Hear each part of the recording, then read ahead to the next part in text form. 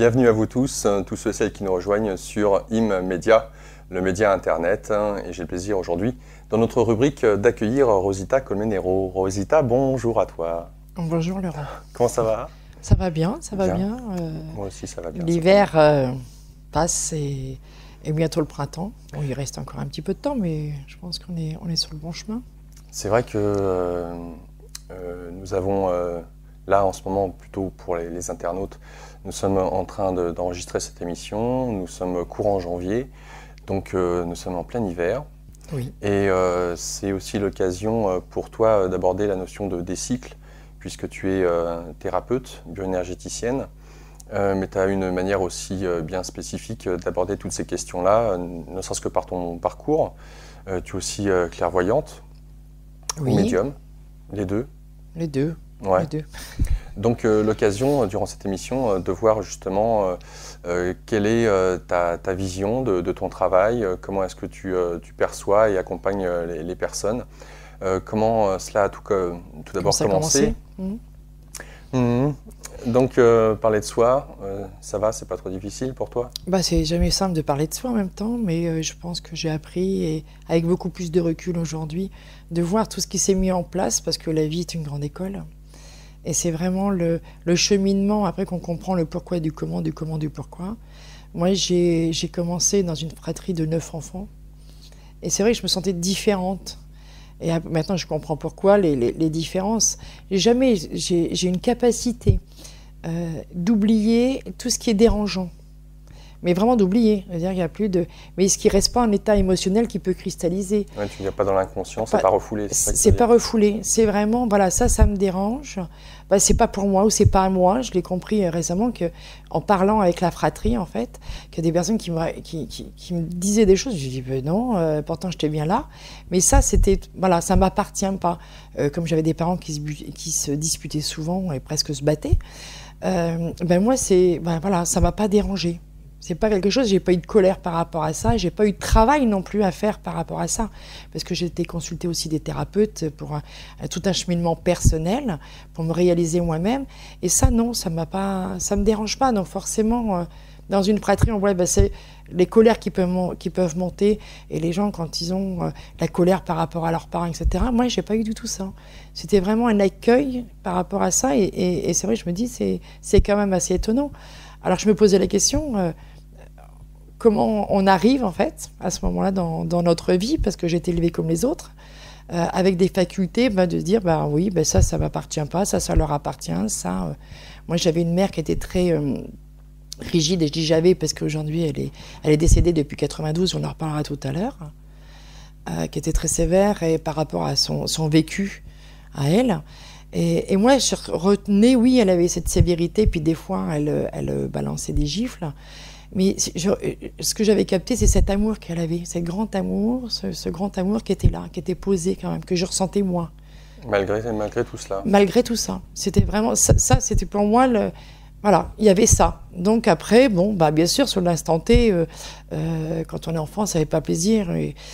Mais c'est pas ce que j'ai retenu. Quand je vois toutes les personnes, moi, que j'ai en thérapie ou que j'ai pu croiser, ou même dans ma fratrie, les reproches qu'on peut faire, les culpabilités, la frustration qu'on peut avoir, la grosse colère aussi, qui est normale en même temps. Hein. Non, pas moi. Donc je me dis, la vie a fait que aussi m'a mis dans cette situation, et qu'on n'arrive pas tous pareil, avec le même fonctionnement dans la tête, parce que même quand on est enfant, moi j'ai cette faculté où ça, ça existe, ça existait, mais ça ne m'appartient pas. Comme c'est que déjà très jeune, je prenais pas la charge de l'autre. Ça m'appartient pas. Donc j'étais une enfant très calme. Hein. J'ai pas fait des péripéties. J'ai pas fait calme. Voilà. Peut-être même en même temps, voilà, comme ça, on m'oublie un peu et je suis pas trop. Ouais, voyante. Voyante, et puis comme ça, voilà, voyante, c'est intéressant. Ce que tu peux dire. Donc mon cheminement a commencé comme ça, et j'ai appris très tôt. En fait, comme quand on est enfant, souvent on critique, hein, on juge, pas que quand on est enfant parfois. Hein. Et je me suis aperçue que quand j'avais une critique vis-à-vis de quelqu'un, ou un jugement vis-à-vis de quelqu'un, peu de temps après, et c'était vraiment peu de temps après, je vivais cette expérience. Donc là, quand tu dis ça, qu'est-ce que tu je pourrais, il y a eu tellement de, c'est des petits trucs. Qu'est-ce que je pourrais donner comme exemple? Si je pouvais critiquer quelqu'un sur sa façon de se comporter par rapport à un élément précis, je me retrouvais dans la même situation et on te critiquait. Voilà, et je m'apercevais que c'était pas, qu'il n'y avait pas de raison. Il me vient pas d'exemple comme ça, mais ça m'avait marqué. Je me suis dit, oh là, critique pas, parce que si tu critiques, toi aussi tu peux vivre la même situation. Et quand tu vis la même situation, tu t'aperçois que tu as différents regards aussi sur toi et que c'est pas agréable. Donc tout de suite, j'ai appris aussi à me responsabiliser. C'est pas de mettre de la faute d'eux. Donc, de vivre les expériences, et les expériences que je vivais, c'est pas de la faute d'eux, c'est déjà qu'est-ce que j'ai mis en place pour ça. Et ça très jeune, sans m'en rendre compte, parce que je pensais que tout le monde était pareil en fait. Donc ça, c'était déjà les premières leçons de vie. Des perceptions, j'allais dire, parce que là, ce dont tu parles fait appel à un mental qui explique ce qui s'est passé d'une manière empirique, à trouver une logique derrière ce que tu vivais. Est-ce que pour toi ça fait partie de tes perceptions, c'est-à-dire que ce dont tu parles sur le jugement, critiquer autrui, et de t'apercevoir que quand tu critiquais autrui ou avais un jugement vis-à-vis de ces dernières personnes, eh bien tu te retrouvais dans d'autres circonstances peu de temps après à être critiqué toi-même et à être jugé alors que tu ne te percevais pas comme étant en train de, entre guillemets, fauter ou que ce que tu faisais était mal. Ce genre de conception ne fait pas autrui ce que tu ne voudrais pas qu'on te fasse, ou ne voit pas la paille dans l'œil du voisin mais regarde la poutre qui est dans la tienne, nous amène de tout temps à avoir ce genre de considération, mais qui est dans les écrits alors saints certainement, qualifiés comme tels, peut-être d'autres religions, chaque proverbe peut venir de toutes sortes de traditions. Ce que j'ai par là, c'est que, est-ce que pour toi, cela fait partie de tes dons, entre guillemets, de clairvoyante, ou c'est encore autre chose? Je dirais pas, non, pas des dons de clairvoyante, c'est sur le chemin. Je pense qu'on a tous un chemin quand on arrive sur cette terre, dans notre incarnation, et que dans ma conscience, en fait, ça me renvoyait tout de suite, ben voilà, regarde ce qui se passe si tu fais ça, quoi. Donc, j'ai vu ce que ça faisait, donc je me suis dit, oh là, regarde-toi, plutôt balayer devant la porte avant de balayer devant les autres. J'ai ces mots-là aujourd'hui, mais quand j'étais jeune, forcément, j'ai vu l'interaction tout de suite. Donc, c'est une façon de voir, une autre conscience. J'ai vu tout de suite l'interaction, donc, oh là, non, voilà.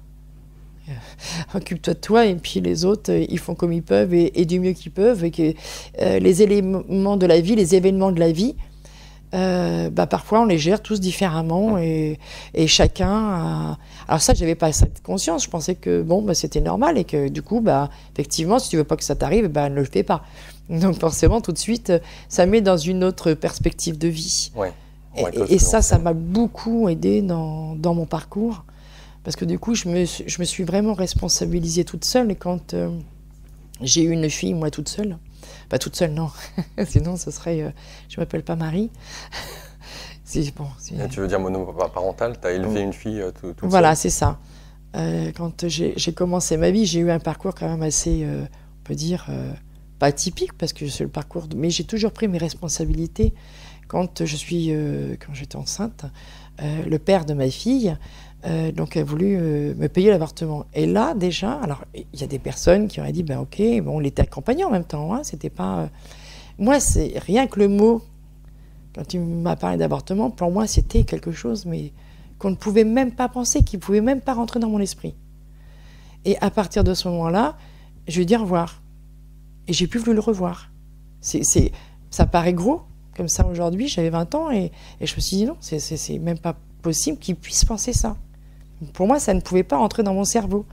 Et donc, j'ai élevé ma fille toute seule, jusqu'à ses 3 ans. Et là, pour moi, c'était une fierté, mais j'ai jamais eu de honte d'être fille mère. J'assumais complètement cette expérience. Et toutes mes expériences, je les ai assumées complètement, et je ne l'ai pas rendu, lui, responsable. À partir du moment où je me suis dit, non, ça ne me rentre pas ça rentre pas chez moi, ça ne peut pas rentrer dans mon mental, ça n'existe pas pour moi. j'ai assumé complètement. Et dans ma vie, c'est ce qui m'a permis, ça doit être une force quand même, d'avancer comme ça. Je ne me suis pas posé de questions. J'ai dit, moi, je garde ma fille, c'était pas possible de faire autrement. Je ne sais pas, à cette époque, c'était une fille, mais 7 enfants. Et je l'ai élevée, j'ai travaillé, et j'ai commencé à grandir comme ça, parce qu'on est responsable, du coup, d'un seul coup, de se retrouver maman, c'est quelque chose d'extraordinaire. Et ça m'a jamais posé de problème. Ça m'a fait avancer, ça m'a fait grandir, de me prendre plus en charge, puisque à l'époque, je vivais encore chez ma mère. Du coup, j'ai pris un appartement. Donc c'est là l'expérience de la vie que j'explique, que c'est la vie avant d'aller voir des thérapeutes. J'ai fait l'expérience à chaque fois, à chaque pas de la vie, de dire, ben non, maman, je reste pas à la maison, mais je prends un appartement pour être avec ma fille. Et j'ai pris mon petit appartement, je suis devenue indépendante et j'ai élevé ma fille. À 20 ans, famille de 9 enfants pour toi. T'es située où dans la septième, fratrie? dans la fratrie, la 7e. Et non, mais aujourd'hui, je regarde ça avec presque magie, en fait. Mais c'est une volonté qui est à l'intérieur de moi, que je ne peux pas décrire. Vraiment, ce but, d'un seul coup, ça s'impose à moi. Alors, c'est pas imposé dans le sens, tu dois faire ça. Ça coule de source, c'est évident. Comme quand je suis partie de ma mère, j'ai pas eu de dire, oh là là, je vais partir, comment je vais faire, j'ai une fille. Non, non, c'était une joie. Et voilà, bon, je prends mon envol, je fais les choses. Est-ce que tu as pu noter qu'il t'a été transmis par peut-être ta famille ou le milieu culturel de ta famille, avec les frères, les sœurs, on va dire une approche, j'allais dire, spirituelle de la vie, ou peut-être même religieuse? Est-ce que tu as pu noter qu'ils t'ont transmis des valeurs ou un certain angle de vue, un certain regard sur la vie qui pourrait justifier aujourd'hui que ben voilà, tu accompagnes des personnes à se découvrir, que tu as ces perceptions et cette vision de la vie au sens large du terme? Non. J'étais élevée catholique. Bon, on n'allait pas après à l'église tous les dimanches, hein, mais enfin si, quand j'étais enfant, parce qu'il fallait faire la communion, etc. Mais non, j'ai pas. C'était très limité. On parle pas. On parlait pas, par exemple, pour une femme. Ma mère m'a jamais parlé que les femmes avaient des règles, comment on faisait un enfant, quoi que ce soit. Ça, c'était tabou, c'était caché. Moi, jusqu'à l'âge de 16-17 ans, si je n'avais pas le droit de sortir, même, il fallait que je sois à vue. Que ma mère puisse me voir. Si jamais elle ne me voyait pas, là, c'était, quand je rentrais, c'était... j'avais chaud à la tête, hein, donc je faisais attention. Et il ne m'est jamais venu par l'idée de passer par la fenêtre pour aller faire une petite sortie. Non, ça, c'était pas possible. Non, c'était vraiment très... ma mère, par rapport à ce qu'elle avait vécu, très protégée, surprotégée à la limite, parce qu'il y avait le droit de rien faire en même temps.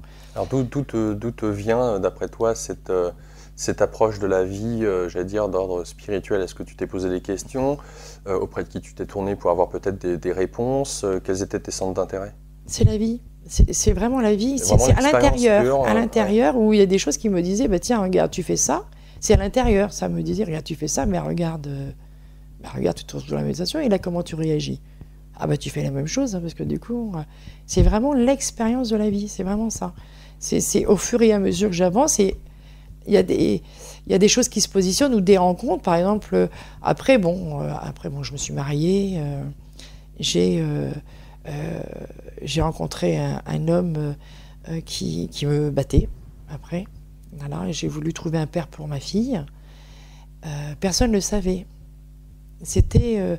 au début, il ne me battait pas, bien sûr, hein, mais après, il s'est mis à le faire. Mais je ne l'ai jamais dit à ma mère, ni à personne, parce que j'avais déjà... je me disais déjà, à cette époque-là, j'avais 23 ans, c'est ta responsabilité, c'est ton choix. C'est énorme de dire ça, parce que je veux bien imaginer, peut-être pour ceux qui nous écoutent, que des femmes battues, je crois que c'est quasiment 1 sur 4 en France, si ma mémoire est bonne, mais je ne suis pas sûr. En tout cas, un nombre assez croissant de femmes battues, même s'il y a des hommes, mais que tu en arrives à prendre cette part de responsabilité sans pour autant rejeter la faute à l'autre. Enfin, sous quelle forme, comment tu pouvais justifier que c'était ta responsabilité de te faire battre? Alors, de me faire battre, c'est parce que si tu veux pas te faire battre, va-t'en. Ah oui. Voilà, ça, c'était ça. comme je n'étais pas capable au début, où je trouvais il avait son côté, où des moments, on peut dire, il pétait les plombs et puis ça partait. C'était un homme très jaloux. C'était même comment on peut dire, un paranoïaque du coup. Hein, donc c'était surtout, mais c'est par rapport aussi certainement à sa vie, à ce qu'il avait vécu, etc. Hein. Mais à l'intérieur de moi, c'était vraiment, c'est ta responsabilité. C'est toi qui as choisi de vivre avec lui. C'était vraiment ça, vraiment à l'intérieur. Je savais que c'était ma responsabilité et je savais que si jamais j'en parlais, les personnes allaient avoir un autre regard sur lui. Donc ça devenait conflictuel. Mais c'était, je peux dire c'était inné, je ne sais pas comment l'exprimer, mais je savais que c'était, si j'avais à le dire, c'est parce que j'étais prête à partir. Quand le jour où j'ai dit, là je ne peux vraiment plus rien faire et j'attends plus rien, bon, ça a duré 1 an et demi.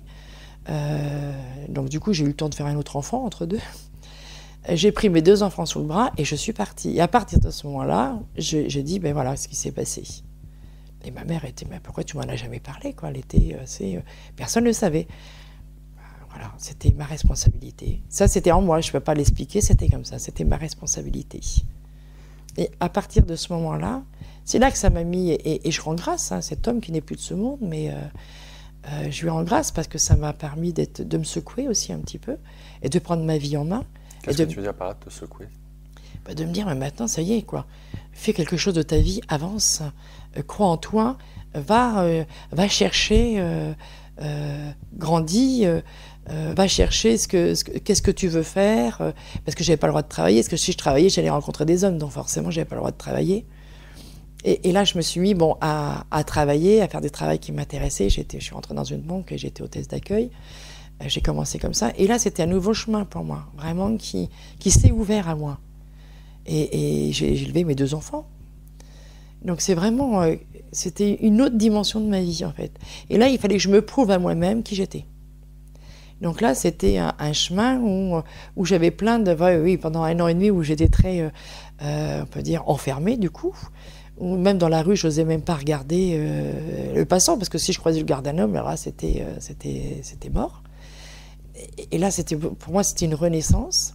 Et j'ai rencontré sur mon chemin un homme qui m'a dit tiens, tu devrais lire ce livre-là. Et c'était La pensée positive du docteur Joseph Murphy. Et là, je dis mais c'est extraordinaire, quoi, ce qu'il dit. Tu penses et tu crées. Alors, ouais, ça fait un bout de temps quand même. Et ça a fait son chemin. Donc, je m'amusais à faire des affirmations et j'avançais au fur et à mesure.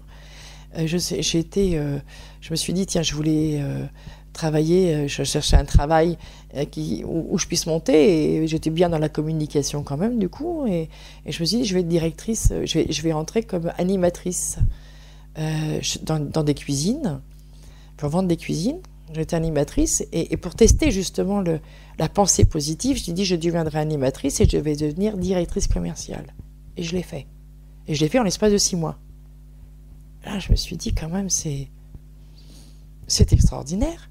Et là, comme je ne rentrais pas tout à fait dans les cases, dans le sens où la hiérarchie, c'était vraiment, tout le monde devait sortir en discothèque, où c'était un peu, le derrière-plan n'était pas très joli, et qui ne me correspondait pas. Je ne correspondais pas à leur éthique, ils m'ont muté. Ils m'ont muté sur Paris, pour que je puisse lâcher, puisque mes enfants et mon foyer étaient sur Caen. Mais intuitivement, ça me disait d'y aller, de ne pas lâcher, d'y aller. Donc j'y suis allée, je suis partie sur Paris. Et là, il y a une autre dimension qui est arrivée, c'est que là, je ne pouvais pas emmener mes enfants tout de suite. Donc il y a eu les séparations avec les enfants, qui m'a fait travailler aussi. J'ai laissé le détachement. Qui n'a pas été facile, là, pour le coup, parce que là, c'est émotionnel. J'ai laissé les enfants donc, en garde à ma mère, le temps que je m'installe, que je trouve ma place, mais j'ai osé le faire. Là, par contre, là, j'ai pas été comprise. Ma mère, oui, elle m'a dit, vas-y. Mais par l'ensemble de la fratrie, j'étais la mauvaise mère qui abandonne ses enfants, etc. Et ça, c'est... Mais à l'intérieur de moi, cette force de se dire c'est juste, il faut que je le fasse. Donc, et ça, c'est... Mais pas d'explication sur la puissance de cette intention à l'intérieur de toi qui disait d'avoir confiance dans les choix que tu allais mettre en action. C'est tellement une présence, c'est comme une présence juste à l'intérieur de soi. Et cette présence, si je le fais pas, j'ai comme si que j'ai rien d'autre à faire. C'est tellement, ça me remplit tellement de l'intérieur que je me dis, il faut que je le fasse. C'est normal, c'est le but, je sais pas, voilà, j'étais poussée, c'est un élan, donc c'est la vie vraiment qui m'a appris qui j'étais en fait, qui m'a permis de me découvrir. Et là, quand je suis arrivée sur Paris, forcément, ça s'est pas trop bien passé parce que du coup, j'étais toujours là, donc j'ai décidé d'arrêter. Où là, j'étais voir d'autres cuisines et là, je me suis inventée directrice, par exemple, parce que je l'avais jamais fait, télémarketing. J'avais dit que je l'avais fait, jamais fait. Et j'ai vraiment réussi avec un groupe de 20 personnes en télémarketing, tu sais comment ça se passe, tu prends le téléphone, etc. Avoir un super contact et j'ai explosé. Je me suis vraiment bien amusée. Et bon, je faisais des allers-retours en Normandie, parce que j'habite la Normandie à cette époque-là, pour voir mes enfants le week-end, et c'était vraiment sympa. Bon, là, c'est pareil, c'est toujours le même système. Hein. Il faut rentrer dans leur cadre, et je ne rentrais pas dans leur cadre. Donc là, on m'a demandé gentiment de partir. Donc je suis partie.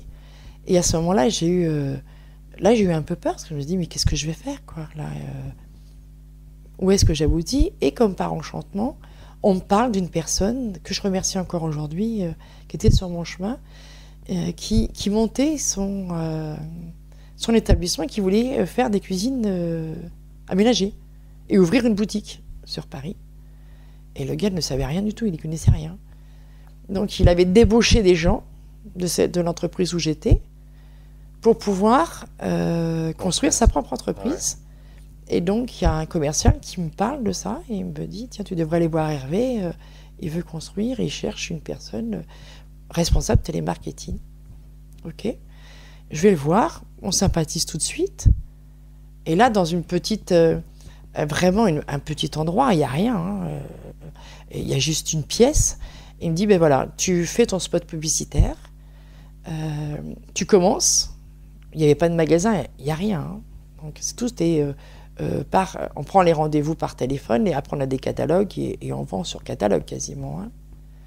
Et là je commence, je fais un spot publicitaire, je prends des rendez-vous, la machine se met en route, après il y a les VRP qui vont sur les rendez-vous, il y a des cuisines qui se vendent, du coup après il y a des personnes, on embauche des filles pour que je forme, et après on ouvre un magasin. Et ça c'est une expérience super enrichissante, avec quelqu'un où là, par contre, qui était de cœur et qui savait reconnaître les capacités d'une personne. Là, il y a eu vraiment, là, je me sentais à ma place et j'ai réussi quelque chose. Je m'étais prouvé à moi-même que j'étais quelqu'un par rapport à un an et demi où là, j'avais été quand même assez secoué. Et physiquement, là, si tu avais vu ma tête, c'était, même quand je vois les photos, j'ai l'impression que je me dis, je faisais très vieille, très, très, très fermée en fait. Hein. Mais là, c'est vraiment, donc après, j'ai pu faire venir les enfants et ça s'est fait en 6 mois. C'est extraordinaire. Il y a eu un grand magasin qui s'est ouvert boulevard Voltaire. Donc là, de ce que tu nous en dis, en tout cas, c'est déjà pour ta part une manière d'aborder la vie avec ce que certains qualifieraient de beaucoup de philosophie, de cette auto-responsabilisation malgré des événements qui sont de ce que certains pourraient qualifier de pas évident. Hein. Tout le monde ne vit pas, entre guillemets, sereinement d'être mère à 20 ans et de ne pas se faire aider forcément par son entourage, de travailler jeune, de se marier avec un homme qui te bat, toutes ces différentes étapes, de créer aussi, ou de participer à la création d'une entreprise ou de monter dans des hiérarchies alors que tu n'as pas les diplômes adéquats, amène effectivement à avoir un regard, j'allais dire, qui développe quoi? Est-ce qu'on peut parler de foi en soi ou est-ce que c'est encore autre chose? C'est encore autre chose. C'est vraiment autre chose parce que tant que je suis portée par cette énergie qui est en moi, par cette présence qui est en moi, je déplace des montagnes. J'avance et je sais que le chemin, là, il est juste. Donc j'avance et je fais. Et heureusement que je suis arrivée sur Paris, parce que bon, voilà, j'y suis encore aujourd'hui. J'en suis repartie entre deux, mais j'y suis encore aujourd'hui. Et ça m'a fait qui j'étais. Sinon, qui j'étais, bah... Moi, quand j'ai passé mon examen, j'avais fait un examen de comptable. Quand j'ai voulu passer le brevet, j'étais une personne qui n'avait pas du tout confiance en elle. Quand j'ai commencé je me suis présentée, oui. Quand les premières personnes ont été passées l'oral, j'ai eu peur, je suis partie. Je n'ai jamais passé l'examen. C'était impossible. Si je passais un examen pour faire un travail, par exemple, moi, ce n'était pas possible. Si on me demandait de faire des exercices, par exemple, pour voir où est-ce que j'en étais, j'étais complètement bloquée. Je ne savais même plus faire une addition. Ce n'était pas possible. Moi, j'y arrivais pas. Donc, effectivement, là, il était important pour moi de me prouver que, sinon, je restais dans comment je vais dire ça? Pas dans une classe sociale, mais vraiment quelque part où... sclérosé. Sclérosé. Moi, si le médecin me parlait, j'étais toute petite. Hein, j'osais même pas parler à ce moment-là. Hein, donc, c'est une ouverture qui a permis cette rencontre avec ce livre. La pensée positive m'a permis de m'ouvrir, parce que je l'ai appliqué du coup, hein, et de m'ouvrir à ce que j'étais, et de dire c'est possible. C'est vraiment ce mot, c'est possible. Et là, les portes s'ouvraient. Alors on voit en tout cas ce qui a été pour toi les bases, entre une certaine manière d'aborder la vie qui, alors on pourrait trouver toutes sortes de raisons, ou pourquoi tu vois la vie étant jeune de telle manière alors que d'autres la verraient de telle autre.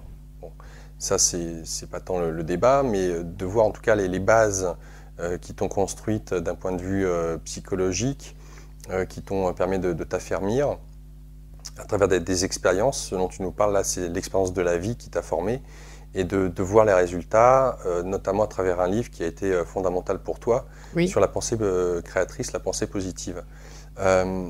Lorsque aujourd'hui tu accompagnes des personnes, que tu fais aussi des soins, alors ce qu'on appelle bioénergie, mais on va avoir l'occasion d'entrer dans le détail, il y a quand même une marge, entre ce que tu nous dis de ton parcours et puis aujourd'hui ce que tu fais. Donc est-ce qu'on parle d'un travail de toute une vie?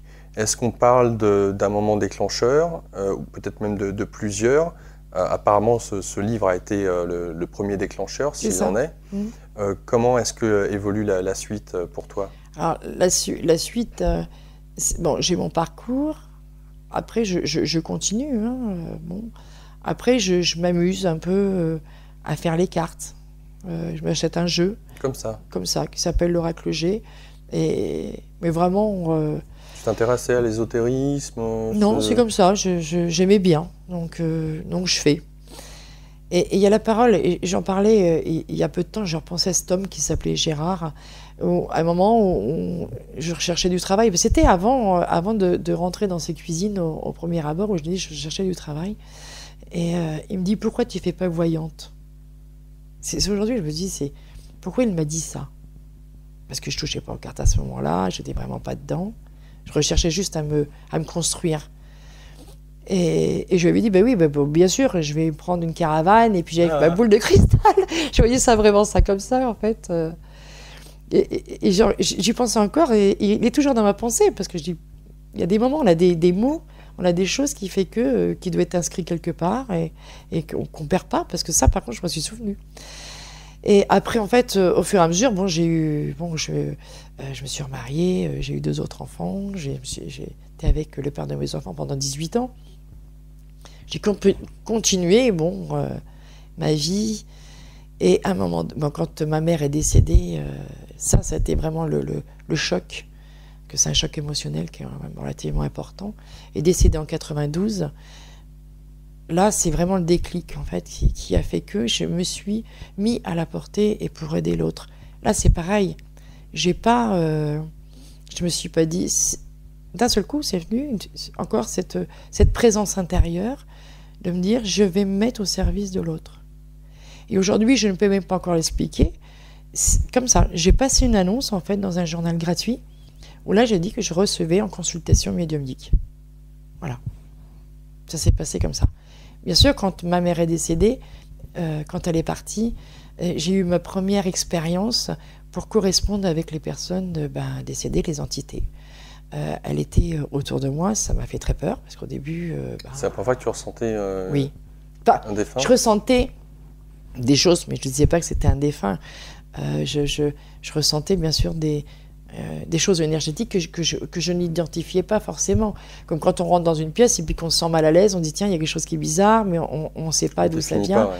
Ou alors il y a des lumières qui s'éteignent, mais bon, voilà, le côté relationnel reprend le dessus et puis bon, ça passe. Là, quand elle est partie, c'était vraiment, il y avait des phénomènes dans la maison qui étaient assez impressionnants. Hein. Les jouets des enfants qui se mettaient à bouger tout seuls, le mobile dans la chambre qui se mettait à tourner dans la nuit, et cette présence que je sentais à côté de moi, mais j'avais peur. Quand je me levais la nuit, je fermais les yeux pour rien voir, parce que je me suis dit, bon, le fantôme, on ne sait jamais, les fantômes, c'est... Jusqu'au moment où j'ai lâché, parce que j'ai vraiment ressenti que c'était apaisant, et que j'ai pu communiquer avec elle. Par quel biais, par quel moyen? Par la pensée. Je dirais que c'est de la télépathie, hein. On se connecte, j'appelle ça la télépathie, parce que bon... Et là, je l'ai entendu, alors c'est pas une autre voix que j'entends, hein. C'est une voix, mais je pose des questions, ça me répond. Et là, je trouve ça quand même relativement magique, donc elle m'a accompagnée quand même un moment. Et à partir de ce moment-là, c'est là que je me suis ouverte, où j'ai mis cette annonce, et des personnes, comme par miracle, sont venues me consulter. Des choses me venaient. Alors, c'est pas tant le jeu, en fait. Hein, y a le jeu qui est posé, qui rassure, qu'on fait la lecture, et puis il y a de l'intuition, et puis l'intuition commence à se développer. Et je commence à dire des choses que je ne sais même pas moi-même, je m'en étonne moi-même. Après que la personne part, je me dis « pourquoi j'ai dit ça? J'aurais peut-être pas dû dire ça, etc. » Et quand elle revient, si elle revient me voir, je m'aperçois que c'était juste. Et pendant les consultations, là, j'ai des entités qui viennent me voir. Donc ça, c'était assez émouvant pour passer un message à la personne qui était devant moi. Et là, c'était que des cadeaux, quoi. C'était vraiment des entités qui avaient juste un message de cœur à donner.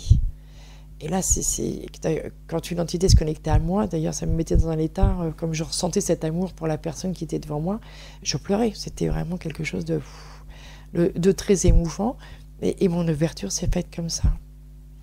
Et j'ai continué à le faire jusqu'au moment où j'ai rencontré une personne qui faisait du Reiki. Et là, je recherchais autre chose. J'avais bien testé. J'avais entendu ces entités, je faisais la médiumnité, mais je trouvais que c'était pas assez. Il y avait quelque chose qui me manquait, ça me suffisait plus. Et donc là, je posais la question et je demande à l'univers. Hein, alors je savais pas qu'on avait des chakras, je savais pas qu'on avait des corps subtils. J'étais complètement novice dessus. Hein. Et là, je pose la question à l'univers, mais je sais pas. Je suis votre servante. Voilà, c'est ce que je me disais à l'époque. Hein. Je suis votre servante. Comment maintenant je peux avancer? Et j'ai rencontré une personne qui faisait du Reiki. Et là, j'ai vu avec mon intuition, quoi, la lumière qui était bien présente et le bienfait que ça pouvait faire. J'ai posé des questions. Bon, c'est bien. Hein, ok, puis je vais pas plus loin que ça. J'avais posé la question, mais quelques temps auparavant, donc j'étais pas... puis pour qui je me prenais pour pouvoir dire que je pouvais le faire. D'ailleurs, elle m'avait pas dit que moi, je pouvais me faire initier. Donc, je me posais pas la question. D'accord. Dans le même mois, une deuxième personne se présente et je revois la même chose. Elle me reparle du Reiki. Une autre différente, donc. Une autre différente, mais dans un mois. Plus une troisième personne. Là, quand même, c'est 1, 2, 3 personnes. Là, je me dis quand même, bon. Mais bon, donc j'envoie mes clientes chez une personne qui habitait pas trop loin de chez moi pour qu'elle puisse les aider. À travers le Reiki? À travers le Reiki. Et là, j'ai ma sœur que j'envoie aussi, une de mes sœurs, j'ai une affinité particulière avec elle. Et je l'envoie chez une personne qui fait du Reiki. Et c'est elle qui me dit, dis donc, je voudrais bien savoir ce que c'est que le Reiki. J'avais vu que ça faisait du bien, j'avais vu. Mais je n'ai pas pensé que je pouvais m'acheter, c'est quand même incroyable, que je pouvais m'acheter un livre pour savoir ce que c'était. Et c'est elle qui me demande de lui acheter parce qu'elle habitait plus loin dans la campagne, il n'y avait pas de magasin. J'achète ce livre. Dans la santé, je ne la vois pas parce qu'en plus, ça est parti en week-end. Je lis ce livre et là, c'est vraiment... ça me parle. Et ça me dit, c'est ça que je veux faire, c'est ça que je dois faire. Donc j'en parle à ma sœur. Puis ça traîne, et puis ça traîne. Et puis là, cette présence est là, et à l'intérieur de moi, elle revient, il a sa assistance. Et alors, quand est-ce que tu vas... Et je te dis tel que ça me dit dans ma tête. Alors, quand est-ce que tu vas te faire initier? Bon, bah, de toute façon, oui. Et après, tous les jours, ça revenait. Quand est-ce que tu vas te faire initier? Quand est-ce que tu vas te faire initier? Et à un moment donné, j'en ai marre. Et à ce moment-là, j'étais comme ça. Hein, je disais, bon, ça va. Mais de toute façon, il n'y a pas de... Je connais personne. Et ça me répond, tu as 3 personnes différentes de 3 mètres différents. Bon, d'accord. Comme ça, j'étais un peu excédée. Bah, forcément, le changement fait peur. Donc forcément, inconsciemment, là, je traînais un petit peu la jambe. Et là, j'ai appelé donc le premier qui était Pascal Clément, et à partir de ce moment-là, j'ai entendu sa voix et je savais que c'était juste. Et la chose extraordinaire, c'est que ce week-end qu'il m'a proposé, j'avais prévu, avec le père de mes enfants, d'aller à Lourdes. Je ne sais pas pourquoi, hein, j'en sais rien. D'ailleurs, j'ai jamais été, mais à ce moment-là, j'avais décidé d'aller à Lourdes. Et j'avais ma fille aînée devait garder les plus petits pour que je puisse partir. Tout était organisé pour que je puisse partir ce week-end-là. Et il me propose ce week-end-là. Et là, je m'entends dire, d'accord. Et là, je vais voir le père de mes enfants. Et je lui dis, bon, on ne part plus à Lourdes, je m'en vais à Paris faire un week-end, je vais faire initier au Reiki.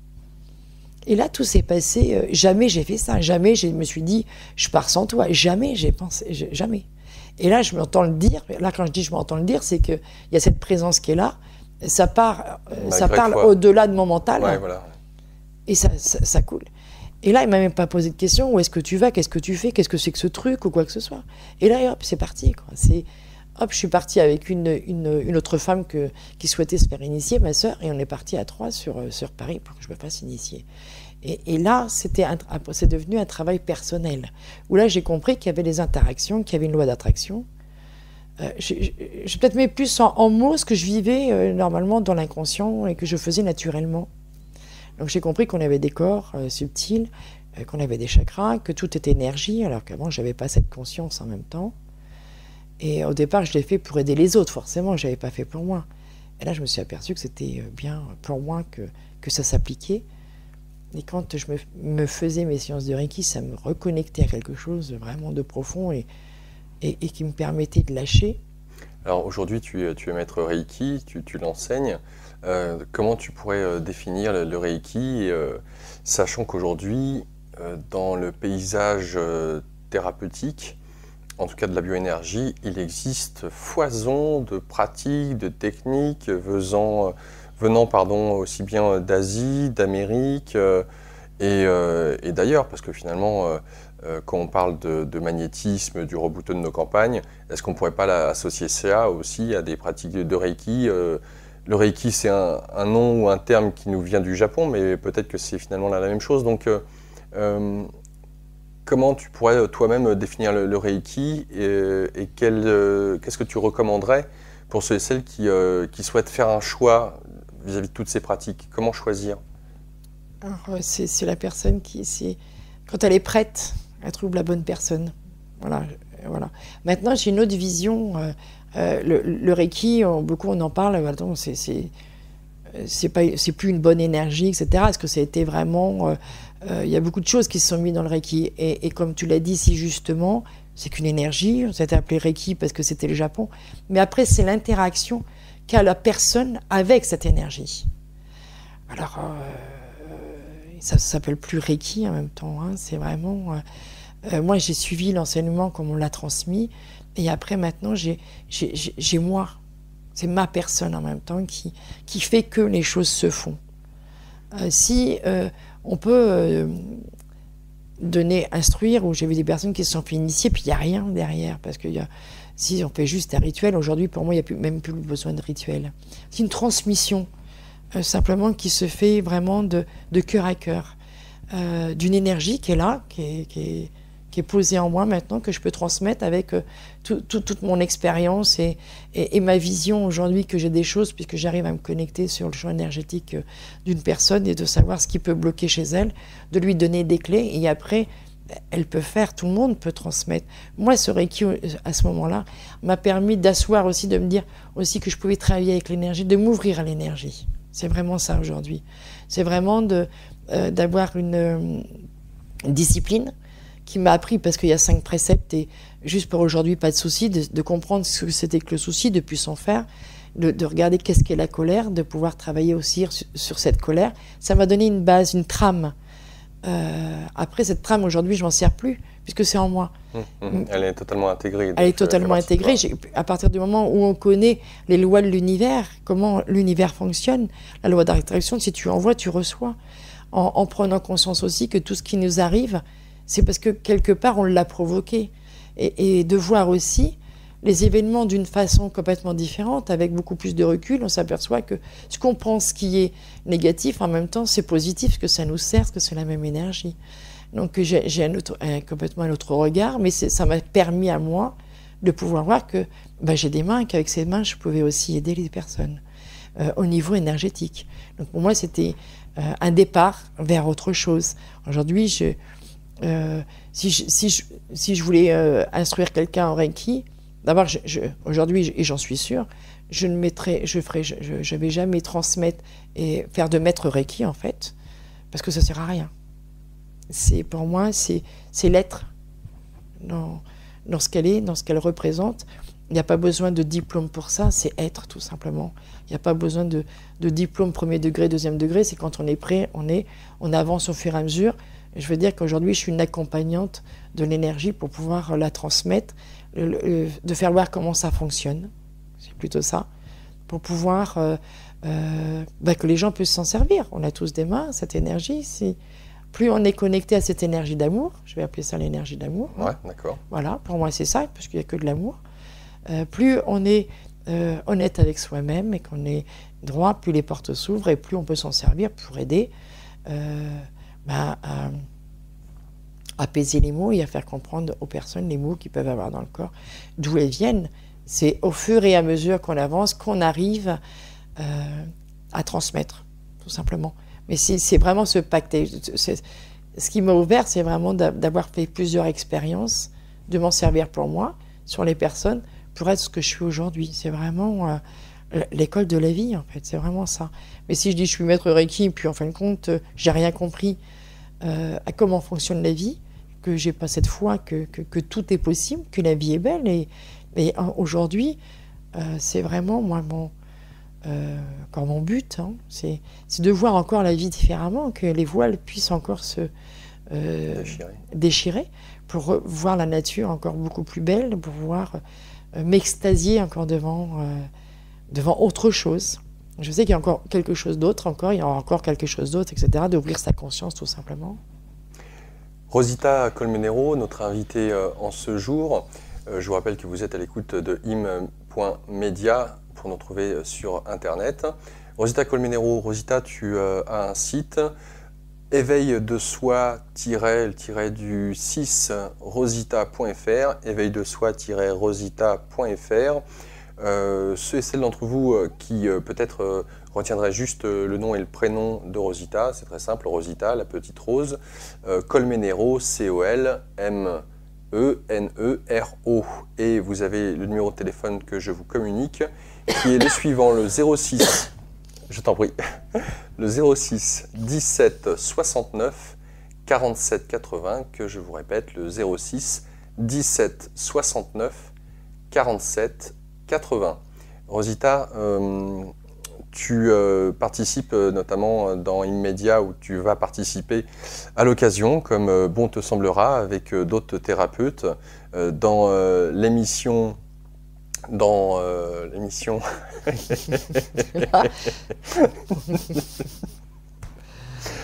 Les rencontres de l'inconscient. Donc tu interviens dans l'émission Les rencontres de l'inconscient avec d'autres thérapeutes. La thématique de cette émission, bien entendu, c'est de pouvoir en fonction des questions des internautes et de leurs problématiques, eh bien, leur répondre finalement sur ce que leur envoie l'expérience de ce blocage, de cette problématique, puisque à travers ton témoignage, là, dans les derniers mots que tu as pu nous donner, il y a ce changement, j'allais dire ce décalage de vision par rapport au monde, où il ne s'agit plus de voir le monde d'une manière duelle, oui. Mais au contraire, de voir l'auto-responsabilisation que l'on a vis-à-vis de... Alors ça peut être difficile à entendre, vis-à-vis de tous les événements que l'on crée. Oui. Donc, autant de celles qui nous écoutent pourraient qualifier cela de totalement fou, on pourrait aussi qualifier que tu es perché et autres. Et en même temps, cela est de plus en plus démontré à travers la science qui rejoint de plus en plus justement la spiritualité. Donc c'est intéressant d'avoir aussi des mots scientifiques pour appuyer cela. Je ne pourrais qu'engager les internautes qui ont été interpellés par les propos de Rosita à aller fouiller sur Internet tout simplement pour avoir justement peut-être pour vous des débuts d'ouverture. Quand tu mentionnes de voir les choses différemment, j'aimerais que tu puisses nous expliquer qu'est-ce que ça implique et jusqu'où peut-être tu pourrais aller dans le fait que nous sommes responsables de la vie que nous avons. On pourrait d'un certain côté dire « Oh, elle doit voter à droite, celle-ci ». Alors, le mot responsable fait peur, bien sûr. On est dans une loi, pour moi, on est dans une loi d'attraction.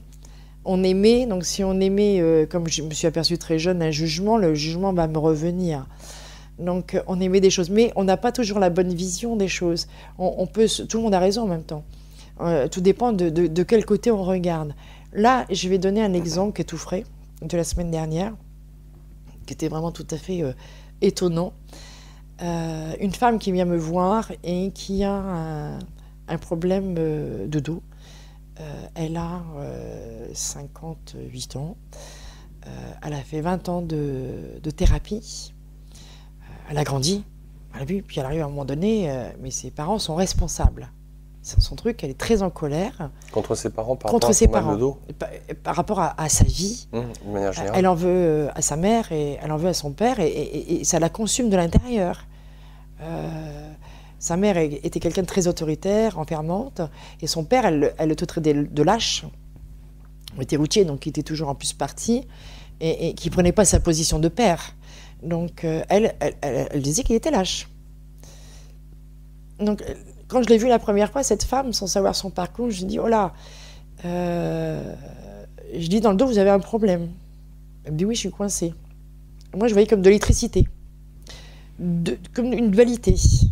Et à chaque fois que énergétiquement, il y a quelque chose qui se touchait, ça faisait l'électricité. Elle me dit « C'est vraiment ce que je ressens ».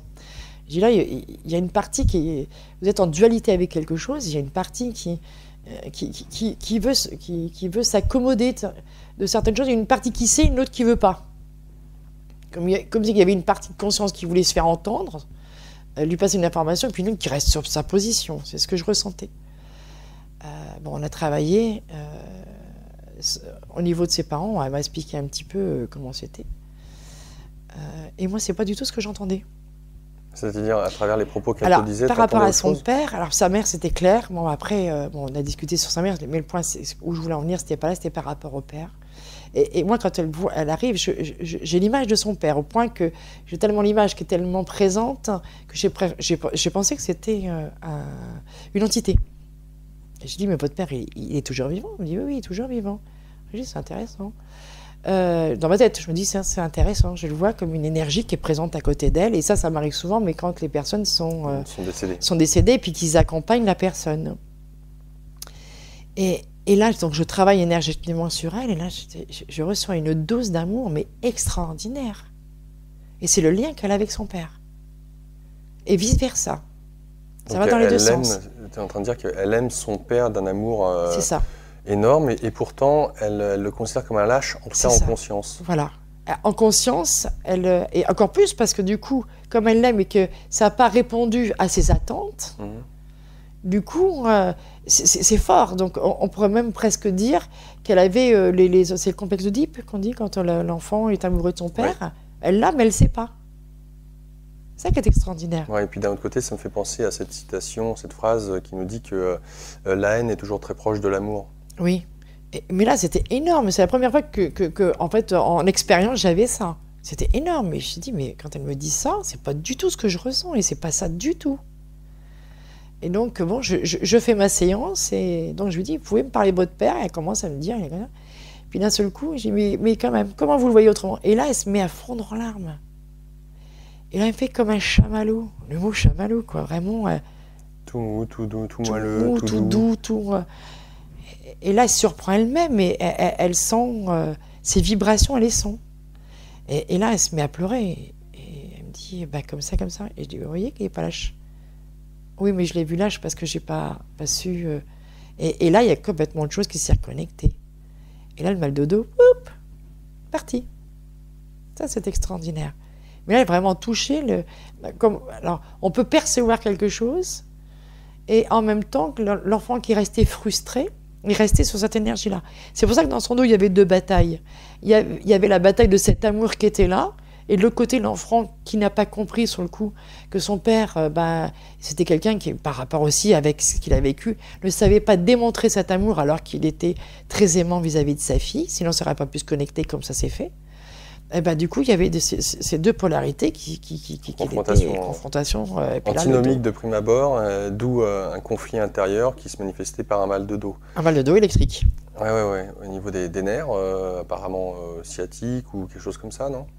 Alors j'avais le je sais pas quoi, et elle était presque arrivée à l'ostéoporose. Ah d'accord. Donc là, c'était un moment de sa vie où vraiment, elle s'est dit, bon, elle a eu mon nom par quelqu'un, elle dit vraiment, là, il faut que j'y aille. Au début, quand je l'ai vue la première fois, j'ai pas fait, on va dire, de cadeau, je l'ai prévenue. J'ai dit, voilà, là, je suis obligée de vous dire des choses. Il y a des moments où on peut dire des choses gentiment. Il y a des moments où c'est pressant, parce que du coup, là, j'ai compris après, par rapport au mot qu'elle a, que c'était urgent qu'elle prenne conscience des choses. Un mot MAUX. Là, oui, les mots MAUX, effectivement. Et là, c'est une présence en moi, et là, ça devient très direct. Il dit, là, je vais vous secouer. Là, vous êtes responsable. Là, regardez. Là, depuis 58 ans quand même, là, vous n'êtes plus un enfant. Là, vous pouvez réagir différemment. Là, vous dites que vos parents sont encore responsables d'eux. Ça fait combien de temps que vous êtes partis? Je suis partie à 18 ans. Et là, j'ai fait, ha. Et pendant tout ce temps-là, vous êtes resté connecté à ça. Et là, vous faites rien. Vous ne croyez pas que c'est un peu disproportionné? Votre vie, vous auriez pu la faire. Et là, ça l'a réveillé. Et là, entre deux, je me disais, je m'excuse, je vais vous secouer encore. Et là, je lui donnais par rapport à ce qu'elle m'avait raconté, des retours d'une autre vision qu'elle pouvait avoir de sa vie. Et là, elle a compris à lâcher. Et c'est tout ça qui fait qu'on comprend les choses. Si on ne comprend pas les choses, quand j'ai un entretien avec une personne, j'ai au moins 1 heure aujourd'hui. Je dis aujourd'hui ce qui n'était pas hier. Aujourd'hui, 1 heure de prise de conscience des choses. De faire voir aux gens la situation, comment ils pouvaient la voir aussi différemment. Sous un autre angle. Ce qui permet de décristalliser les choses et pouvoir après travailler énergétiquement pour pouvoir nettoyer. Ça, c'est vraiment le noyau aujourd'hui, c'est vraiment la parole qui est hyper importante, de prendre conscience des choses. Ce qui n'était pas le cas auparavant? Quand tu parles de la parole comme étant... Auparavant, il y avait la parole, qui était beaucoup plus courte, et le travail énergétique beaucoup plus long. Aujourd'hui, le travail énergétique fait quoi? 1/4 d'heure maximum, mais je sais que aujourd'hui, quand je parle, le travail se fait en même temps. D'accord. Au niveau, plus je donne une autre information à la personne, plus je lui fais voir sous un autre angle, et à partir du moment où elle l'accepte, je vois dans son champ que ça lâche. Et elle le sent aussi. Ça lâche. Cette personne, après, comme elle me dit, quand je suis partie de chez vous, j'avais l'impression que je suis sortie dehors, que j'avais passé dans une autre dimension. Alors qu'elle n'avait jamais vu de thérapeute. D'accord. Qu'est-ce que tu verrais comme distinction entre toi, par exemple, et un psy Si je pose cette question, c'est justement sur le rôle de la parole, parce qu'un psychologue pose éventuellement des questions. Selon la tradition du psychothérapeute, il n'y a pas de phrasé à proprement parler. Il y a beaucoup d'écoute, certes, mais il n'y a pas beaucoup de parler, de phraser, de mise en verbe. Et ça reste une généralité, peut-être que ce que je dis, hein, je ne rentre pas dans, encore une fois, certaines traditions bien spécifiques de la psychothérapie. Quand tu nous parles de toi, on sent qu'il y a, j'allais dire, pour le coup, une prise de risque à mettre en mots certaines choses de la vie de la personne. Dans quelle mesure est-ce que cette dernière te parle de sa vie? Alors, en fait, ce que j'aimerais saisir, c'est que dès le moment où tu as quelqu'un qui te fait part d'un... Finalement, ça peut être un peu n'importe quoi, j'ai le sentiment d'une frustration, d'un problème de santé. Quel est l'intérêt qu'elle te parle de sa problématique et comment toi tu interviens dans cette histoire? Est-ce qu'il s'agit par la parole, de montrer à cette dernière une autre manière de voir les choses? Ou est-ce que c'est encore bien plus que cela? C'est une manière quand je parle de lui faire voir autrement les choses, c'est de lui faire voir sa responsabilité. Complètement. Et en même temps, c'est d'où le fait que ça soit dur pour la personne de l'entendre, mais j'imagine que ça dépend à chaque fois au cas par cas des personnes qui te viennent. Quand ça se passe, en fait, la personne est capable d'entendre. Sinon, elle ne serait pas là et je peux fonctionner aussi différemment. Tu ne te trompes jamais? Je me trompe jamais, je ne sais pas. C'est pour ça que je parle de prise de risque, mais peut-être que c'est moi qui dis ça et qu'il n'y en a pas au final. Je ne sais pas. C'est des choses concrètes. On va parler après. Moi, je vois des choses, je leur demande si c'est juste ou pas. D'accord. Comme là, je lui dis, voilà, votre dos, moi je vois ça derrière votre dos, etc. Quand j'ai vu l'image de son père, je dis, tiens, moi, je vois l'image de votre père. Et là, on va travailler aujourd'hui avec l'image de votre père, parce qu'il y a quelque chose qui est précis. Donc là, il n'y a pas de risque à prendre. Et je demande, parce que bien sûr, je peux peut-être tout à fait me tromper. Et j'ai besoin aussi qu'on me confirme que c'est juste. Donc moi, après, je donne des éléments, je me dis, est-ce que ça vous parle? Est-ce que c'est juste? Oui, ça me parle, ok. Donc là, on va aller plus profondément. Au fur et à mesure, c'est pas d'emblée, c'est comme ça, c'est comme ça. D'accord. Il va y avoir des mots. Tiens, vous me parlez d'un mot là, pourquoi vous me dites ça? Voilà, je vais rebondir sur des mots que la personne peut me dire. Si je vois, moi, une problématique, je vais dire, voilà, moi, je vois cette problématique-là, est-ce que c'est juste? Oui. Je vais parler d'autres expériences. Je vais leur montrer qu'on peut voir aussi d'une façon différente la vie. Vous auriez peut-être pu le prendre comme ça, ou alors comme ça, ou alors comme ça. Tout le monde n'aurait pas pris ça comme ça. Qu'est-ce que vous en pensez? Ben oui, c'est juste. C'est de dédramatiser la problématique pour justement, après, prendre sa responsabilité. On ne peut pas prendre la responsabilité de plein fouet. Oui, d'accord, je comprends. Quand on a vécu quelque chose qui est difficile, même très difficile, et puis qu'on est sûr que c'est bon. Dans l'instant T, quand on est avec les parents, l'enfant est avec les parents, qu'est-ce qu'il a comme responsabilité là-dedans? C'est après qu'on a la responsabilité, parce que le vécu, il est là. Donc après, c'est de dédramatiser pour faire voir qu'après, on peut s'en défaire. L'enfant intérieur a vécu ça, mais que ça peut nous servir d'expérience pour nous rendre plus forts. Et même si on n'y arrive pas, c'est vraiment de dire, ok, ça c'était pendant mon enfance, qu'est-ce qui m'empêche aujourd'hui d'être quelqu'un d'autre? Et de faire mon chemin, que de rester tout le temps sur, c'est mes parents qui ont fait ça. C'est là de rendre la responsabilité, mais de dédramatiser.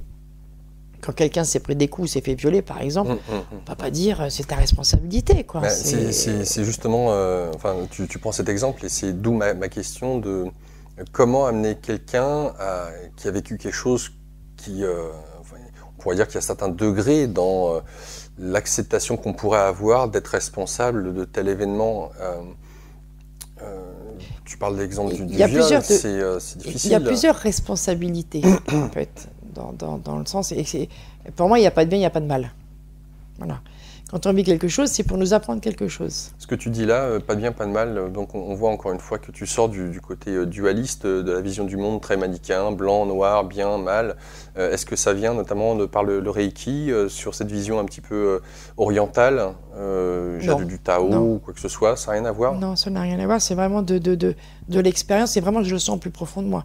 Quand je parlais tout à l'heure du père de mon premier fils, qui me battait, j'ai aucun souvenir de lui avoir voulu. sur l'instant T, j'ai eu mal, forcément. Mais une fois que je suis partie, j'ai pas dit, bah, t'es ci, t'es ça. Il avait un côté lumière aussi, hein, sinon j'aurais jamais été avec lui, je suppose. Donc, c'est pas... Non, c'est pas... je sais que tout arrive, que tout est juste dans cet univers, et ça, c'est une certitude pour moi. Alors, pour prendre l'exemple qui t'est propre de ta vie, pourquoi avoir créé, j'allais dire, le fait de te marier avec un homme qui a été amené à te battre? Pour me faire aimer. Moi, j'étais pas quelqu'un qui draguait ou qui était dans... qui savait faire... charmeuse, on peut dire ça comme ça, voilà. Donc, moi, il a posé le regard sur moi, voilà. Donc, tout de suite, bon, bah, ça y est, c'était le bon. Je vais pas chercher plus loin. Il avait un côté aussi très gentil aussi. Hein, c'est le paradoxe, mais aussi très gentil. Et il y avait un côté que j'aimais bien chez lui. Mais après, il était malheureux quand il avait ces actes de folie, hein, de violence. Et il pleurait aussi, même si ça le reprenait 2 heures après. Donc c'était vraiment un mal-être, un conflit intérieur. Donc bon... Donc toi, tu estimes que c'était une manière pour toi d'avoir la preuve extérieure, à l'extrême, qu'on pouvait t'aimer quand même? Que d'avoir choisi un homme qui te battait? Je pense qu'en même temps qu'on répète un peu ce que j'avais vu chez moi, hein, aussi, je pense. Hein, maintenant, je pense qu'il y a plusieurs facteurs, et moi, ce que ça m'a permis, c'est de me dire, si je n'avais pas eu ça, est-ce que je ne serais pas restée, tout simplement, femme au foyer, comme je n'avais pas confiance en moi, on peut l'imaginer. Rester chez moi, tout simplement, et puis pas travailler. Avoir eu une autre vie. Une autre vie complètement différente. Ouais. Ça m'a mis un sacré coup de pied au cul, en me disant, ma fille, ça m'a réveillée, en me disant, deviens quelqu'un, sois quelqu'un, puisque j'étais quelqu'un de timide, puisque je ne m'étais pas présentée à mon examen, puisque... D'effacée, transparente. C'est ça. Et là, je me suis dit, voilà... sois quelqu'un. Ouais. Affirme-toi, affirme qui tu es. Affirme-toi, et ce qui m'a permis de rencontrer, donc du coup, ce livre, puis de dire, non, je ne subirai plus ça, plus ce genre de choses en tous les cas. D'accord. Ça m'a fait avancer, ça, par contre. Hein. Bien sûr, dans l'instant T, je ne pouvais pas te l'exprimer comme ça. J'ai fait les choses, et c'est la vie, j'ai continué mon chemin. Je ne me suis pas dit, tiens, c'est mon expérience, quoi. Je le vivais. Rosita Colmenero, tu as aussi une autre approche, parce que là, ce dont tu nous as parlé avec cet exemple de cette femme qui vient te voir, donc c'est dans le cadre de consultations individuelles, mais tu organises aussi des séjours, j'allais dire, dans la nature. Alors, je ne sais pas si ces séjours dans la nature sont bucoliques. Quelle est la vision de ces stages? Pourquoi la nature est si présente à travers ces stages collectifs, j'allais dire? Au départ, j'ai commencé par la médiumnité, qui m'a amené au Reiki, de travailler sur moi, parce que moi, j'ai fait du Reiki, j'ai été voir des personnes à partir de ce moment-là, aussi des thérapeutes, pour m'ouvrir à moi-même, parce que je me suis aperçue qu'en fin de compte, je servais encore, j'étais encore dans un jeu, quelque part, où je servais tout le monde et je m'oubliais. Donc c'était important aussi de te donner, d'aller voir aussi agrandir d'autres thérapeutes pour comprendre certaines choses. Même si aujourd'hui encore, pour faire effet miroir, j'en ai besoin, je vais aller encore voir quelqu'un d'autre, hein, bien sûr, j'ai fait un stage il n'y a pas longtemps. On a toujours à grandir et à ouvrir sa conscience d'une façon différente, et d'avoir un effet miroir, ça sert. Après, j'ai fait mes consultations individuelles, comme j'expliquais tout à l'heure, et que je continue d'ailleurs à faire pour pouvoir aider les gens. Donc aujourd'hui, c'est ma propre méthode énergétique, puisque je ne pratique pas le Reiki sur les personnes. Et après, ça m'a amené aussi encore à travailler en groupe. Et toujours cette présence en moi qui, à un moment donné, m'a dit faudrait que tu fasses un stage dans la nature. Et j'ai fait ha ha ha. La rebelle encore. Voilà, c'est ça. Qu'est-ce qu'on me raconte? Un stage dans la nature. Qu'est-ce que je vais faire dans la nature? Alors bien sûr, quand on connaît bien son projet, le truc, c'est quand on le connaît bien, après, ça devient une routine. Et là, c'est pas bon. Et donc, j'étais bien, oui, avec les consultants, tac, tac, tac, tac, allez, hop, hop, hop. Et là, ça m'a amené, et bon, j'ai mis du temps, et au bout d'un moment, quand c'est répété, bon, ok, je vais faire un stage dans la nature. Et j'ai d'abord, je ne sais même pas où. Et là, ça me dit, va voir sur Internet. Et je ne sais même pas comment je suis arrivée sur ce site et je suis tombée donc sur un gîte qui était à Barbizon, qui est toujours à Barbizon d'ailleurs ce gîte. Et donc j'ai fait mes premiers stages à Barbizon et à ce moment-là je travaillais avec les rayons. Les rayons, le vert, pas tous les rayons. Les rayons de couleur. Les rayons, ouais, énergétiques, les rayons. D'accord. Et là, à ce moment-là, j'ai trouvé ça assez extraordinaire parce que à Barbizon, en fait, ce que je ne connaissais pas Barbizon, qui est quand même la ville des peintres, oui, et des couleurs. Et j'ai trouvé la synchronicité assez sympathique. Et là, je me suis dit, oui, qu'est-ce que je vais faire dans les stages? Bien, je m'en vais. Qu'est-ce que je vais faire? Un groupe de 15 personnes, parce que là, je vais pas enseigner le Reiki, puisque c'est autre chose. Et là, c'est pareil, ça s'est fait au fur et à mesure. J'ai commencé par les bois à cristal, voilà, de faire des sons. On s'est promené dans la nature et c'est vraiment quelque chose qui m'ouvrait à autre chose. Là, je reprenais contact, moi, en même temps en faisant ce stage, avec la nature, voir la nature, la terre-mère, d'une façon différente. Et là, ça m'a amené un ancrage. De trouver les rochers sur Barbizon d'une forme bizarre. Je commençais à ouvrir, à voir mon regard et voir la nature d'une façon différente. Et les stages, c'était vraiment, au niveau énergétique, étaient vraiment extraordinaires. Donc il y avait un travail en salle, il y a un travail à l'extérieur où il y avait de la marche, etc. Mais ce contact avec la nature était très important. Donc ça, j'en ai fait aussi quand même pas mal et j'en faisais à chaque changement de saison, puisque c'était important, puisqu'à chaque changement de saison, une nouvelle énergie arrive. Jusqu'au moment où ça m'a amené sur Brocéliande. Et mon premier stage que j'ai fait avec Jean-Pierre Martinez, géobiologue. Jean-Pierre Martinez, géobiologue, on va avoir l'occasion de continuer. J'aimerais savoir qu'est-ce que tu mets derrière le mot énergie. Parce que tu parles des énergies quand tu pratiques un soin énergétique envers quelqu'un. Tu parles d'énergie par rapport aux rayons, d'énergie par rapport à la nature. Pour toi, l'énergie, ça revêt quoi? C'est quoi quand tu mentionnes l'énergie? Est-ce qu'on revient encore une fois sur ce terme de Reiki, d'énergie d'amour? Et en même temps, à travers cette énergie d'amour, si c'est le cas, j'ai le sentiment que tout est énergie, tu y colles tout et n'importe quoi, j'allais dire. Tout est énergie. Pour moi, tout est énergie, tout est une vibration, tout est énergie. La table est une énergie, le canapé est une énergie. On le voit solide par notre mental, mais c'est une énergie. Et dans toute chose, il y a une énergie. Et c'est là que j'ai commencé à apprendre que tout était énergie. Il n'y a pas que juste le corps, que tout est énergie. Que les arbres, j'ai commencé à parler avec les arbres par télépathie. L'arbre est une énergie. Donc se connecter, alors c'est pas tellement à l'arbre, c'est à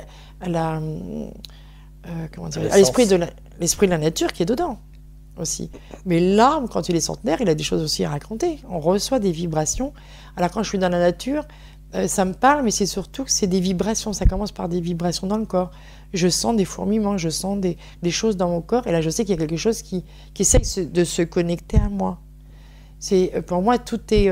on fait un tout en même temps. Hein. Quand je dis le rayon vert, c'est Raphaël, par exemple. On est, pour moi, ça n'engage que moi, on est tout. On exprime le tout. On est fait de ça, de ce tout. On est l'arbre, on est la terre, on est le ciel, on est un tout. Et ça nous permet de nous reconnecter à ce tout pour ouvrir la conscience encore à autre chose beaucoup plus vaste. Je vais le formuler différemment. Tu es en train de dire finalement que ce qui perçoit à travers le corps, en l'occurrence Rosita, a conscience d'être non seulement une individualité, donc séparée du reste, mais en même temps en se connectant, comme tu le dis, à l'énergie de l'arbre, de la terre, du ciel ou autre, de prendre conscience que la séparation est illusoire et qu'il y a une communication énergétique donc qui ne dit pas forcément son nom de prime abord. C'est comme celui ou celle qui va être très heureux de bêcher, biner son jardin, de faire son potager, d'arroser ses fleurs ou de les couper, et qui pourtant n'a pas le sentiment de communiquer avec ses plantes, mais d'une certaine manière, elle le fera de manière inconsciente. Au même titre que celui ou celle qui est chouchou, gaga de son animal de compagnie, chien, chat, oiseau ou que sais-je, comme de ce qui caractérise l'être humain, à savoir avoir soif quand il fait beau. Surtout, on le voit à ce moment-là, les gens aller dans les parcs parce que la nature, la montagne, la mer, c'est là où on part en vacances. C'est qu'on a besoin consciemment ou inconsciemment, de se reconnecter à cette nature. Au tout début de l'émission, tu mentionnais, ça y est, nous sommes en hiver. Donc, tiens, parlons de l'énergie de l'hiver et de ce que l'implique, et puis de celle à venir avec le printemps. Est-ce que tu veux bien nous en toucher un mot pour revenir après à Jean-Pierre Martinez? Bien sûr. Alors l'hiver, pour moi, c'est un moment où on doit se reposer, on doit faire comme la nature. En général, l'hiver, dans les champs, il ne pousse rien. Et aujourd'hui, toute l'humanité court tout le temps, autant l'hiver que l'été, si ce n'est plus. Parce que du coup, ils s'enferment dans les magasins, donc c'est pas mieux. Donc là, c'est vraiment de se poser. Donc l'hiver, ça doit être plus lent, beaucoup plus... on doit rester à l'intérieur. C'est l'intériorisation. C'est le moment de faire un travail sur soi, mais de l'intérieur, pas de l'extérieur. D'aller chercher des choses, de se poser des questions peut-être, mais vraiment de l'intérieur, pas aller forcément à l'extérieur. Et qu'au printemps, justement, par rapport à ce qu'on a mis au solstice, par exemple, de l'hiver, qu'est-ce qu'on fait? On jette, on brûle tout ce qu'on veut plus. Pour qu'au printemps, et après on a entre le solstice d'hiver et jusqu'au printemps, on peut mettre nos semences. Donc là, de penser, d'écrire peut-être sur un papier, même si on veut, tout ce qu'on aimerait, tous nos souhaits, pour mettre des graines, pour qu'au printemps, ça puisse commencer à germer. Donc ça, c'est toute une préparation, comme un terrain qu'on prépare. Quand on est toujours dans le mouvement, même l'hiver, en fin de compte, c'est comme les champs où on ne le laisse pas se reposer, on ressemence derrière, et afin qu'il est complètement fatigué, il n'en peut plus. Donc là, c'est se poser, et on se découvre dans ce moment de pause aussi, comme moi j'ai découvert que aujourd'hui je pouvais perdre. Quand on se pose, on peut, ce moment qui peut nous paraître long quand on n'a pas l'habitude, de découvrir d'autres choses et d'ouvrir la porte à autre chose, de ne plus rester toujours dans la même roue, ça nous donne d'autres directions, puis de lâcher, parce qu'on n'a plus envie, parce qu'on se pose des bonnes questions et on reçoit autre chose forcément dans ce moment-là. C'est quand on est immobile qu'on reçoit, pas quand on est toujours dans le mouvement, sinon on ne peut jamais recevoir.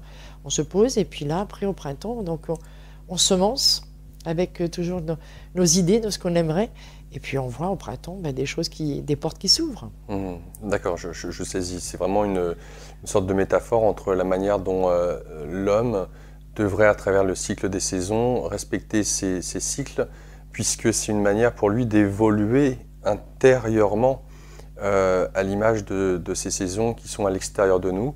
Il y a certaines phases psychologiques, d'état d'être, par lequel nous devrions passer pour trouver un équilibre, finalement. C'est ce que tu es en train de nous dire, à l'image de la nature. Mais la nature, elle est là pour nous faire voir. Normalement, on n'est pas déconnecté de la nature. Ouais, donc on est la nature. Donc forcément, on vient de la Terre, on repartira dans la Terre. Hein.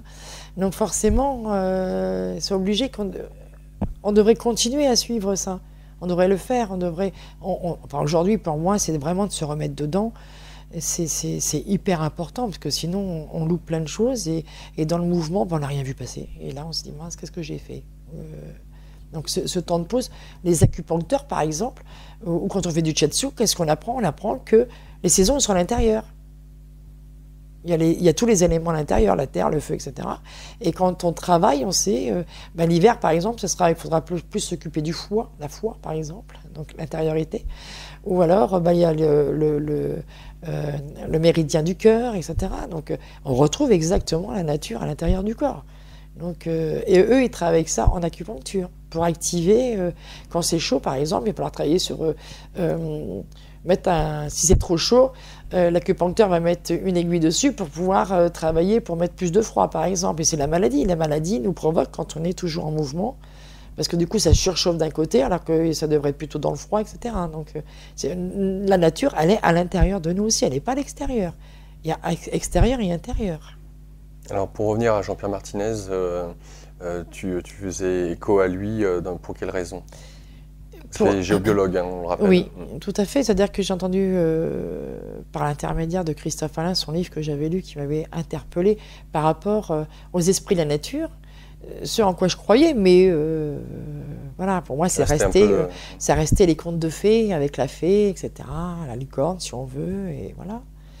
Et donc, j'ai rencontré Christophe Alain, Et pour faire un autre stage avec lui, il fallait faire un stage avec Jean-Pierre Martinez, qui est géologue. Et juste au moment où il faisait ce stage, j'étais prête. Et donc j'ai fait ce stage qui m'a ouvert à la forêt de Brocéliande et qui m'a surtout ouvert à l'autre perception du monde.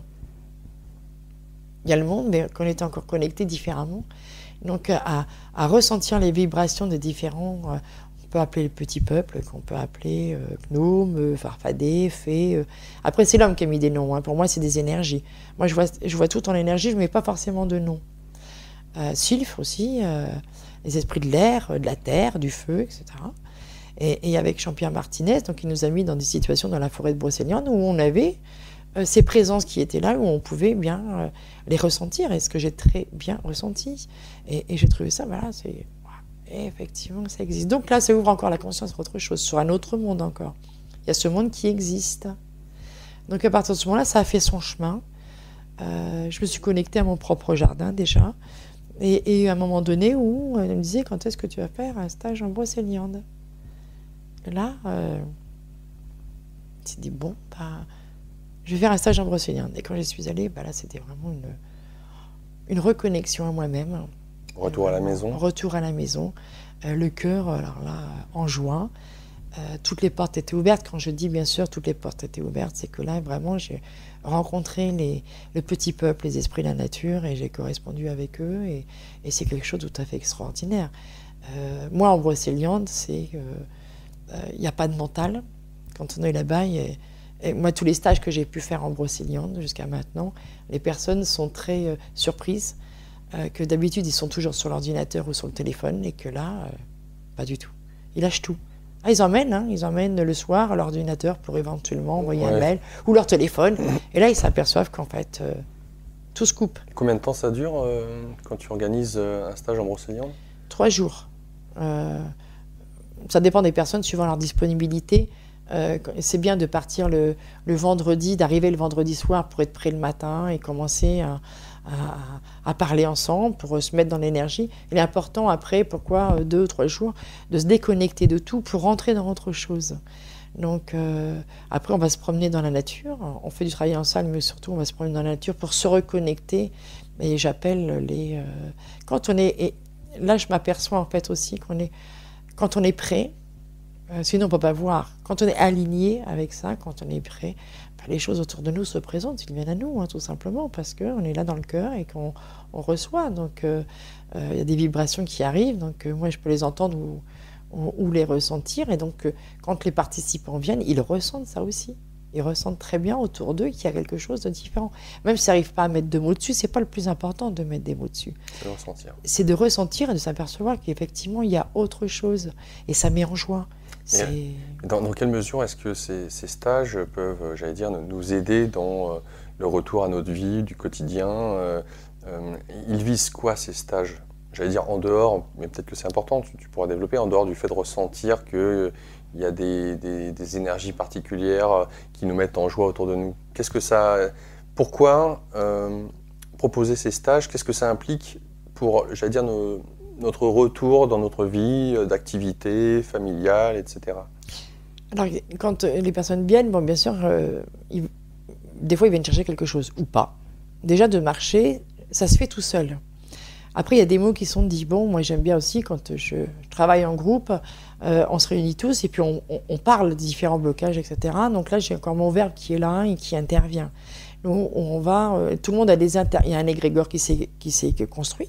Donc, tout le monde... Par rapport aux questions, si je vois par exemple une personne qui a une problématique et qu'on en parle, ça fait résonance chez les autres. Donc déjà, l'effet du groupe va résonner. Donc il y a autant de problèmes qui vont être résolus en parlant à une seule personne. Comme je disais tout à l'heure, rien que de parler à la personne, je me suis aperçue que ça arrivait à décoincer, à décristalliser la problématique quand on fait voir d'une façon différente la problématique. De s'autoriser à voir différemment pour se rendre responsable, parce que c'est vraiment la responsabilité qui débloque tout. Les autres personnes entendent. Donc, résultat, ça fait effet boomerang. Donc déjà, hop, ça décristallise chez eux, parce qu'eux aussi, donc du coup, voient d'une façon différente. Après, quand on se balade dans la nature, ça continue à se fluidifier. Alors, il y a des moments de silence, de marche, puis il y a des moments où il y a le verbe qui intervient, où quelqu'un va me poser une question, et je réponds à cette question, et après, c'est vraiment de l'intuitif, hein, donc ça se fait par rapport au groupe. Quand on entre dans un groupe, c'est qu'on a tous à voir chacune avec des personnes. Et là, il y a dans le non-jugement, puisque forcément, ça nous fait à chaque fois référence. D'accord, c'est un travail vraiment, j'allais dire, en coévolution. Ce qu'il y a chez moi, en miroir chez toi, et l'égrégore du groupe génère quelque part un travail qui va être facilité ou plus rapide pour intégrer ou changer différentes facettes de nous. Ça y fait multiplie par 10, par 20, suivant le groupe.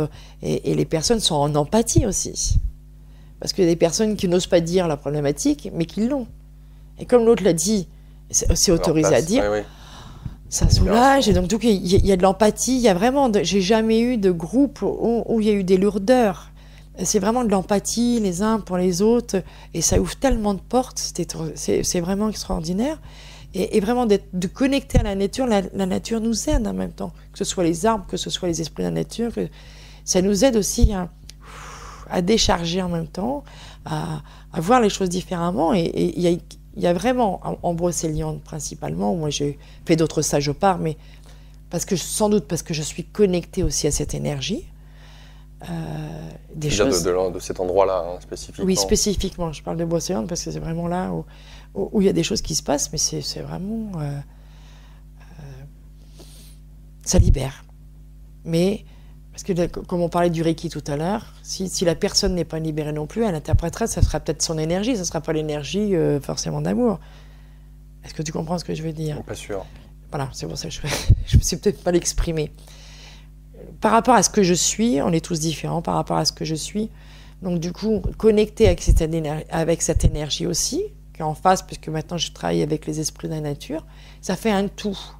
Et c'est ce tout, parce qu'on fait partie du tout, qui fait que ça décuple. Et qui fait que du coup, les choses se produisent... plus rapidement, tu veux dire? Beaucoup plus rapidement.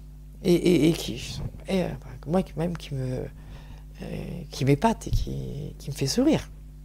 On rappelle Rosita Colmenero, notre invitée aujourd'hui. Colmenero, C-O-L-M-E-N-E-R-O. Vous avez son site internet, éveil de soi, tout attaché, éveil E-V-E-I-L, D-E, S-O-I, le tiret du 6, soit S-O-I, et le tiret, non, alors excusez-moi, je le refais, éveil de soi tout attaché, le tiret, rosita.fr. Voilà, ça c'est une chose. Le site internet étant donné, le numéro de téléphone, le 06 17 69 47 80, je répète, le 06 17 69 47 80, éveil de soi-rosita.fr. Nous arrivons bientôt à la fin de cette émission. Rosita, dans quelle mesure est-ce que toi qui te connectes, j'allais dire, aussi bien aux individus que autour de tout ce qui a trait à la nature, tu t'intéresses au monde, j'allais dire, peut-être d'un point de vue international, les informations. Je te pose cette question pour clore cette émission, puisque tu nous parlais de l'effet de groupe et comment cela peut accélérer aussi des processus. De quelle manière, on va dire, tu regardes à l'échelle de la planète le groupe humain? Alors, je reviens à ma première chose, que tout est juste et tout existe, hein, pour nous faire prendre conscience des choses, même les choses les plus dramatiques, ça réveille en même temps. Je sais que ça existe. Moi, je ne regarde pas les infos. Donc, j'ai des infos voilà. Ça circule. Ça circule forcément. Donc oui, je ne suis pas non plus retirée du monde, je ne vis pas juste dans mon monde, je fais bien partie de ce monde et j'en ai bien conscience. Maintenant, de voir les choses d'une façon différente, ça permet de ne pas appuyer non plus, parce que quand on émet une vibration, on crée. Donc si je me mets à m'apitoyer sur quelque chose, forcément je vais créer encore cet effet. Si j'en veux à quelqu'un, je vais le créer aussi. C'est-à-dire en effet retour, ça veut dire quoi?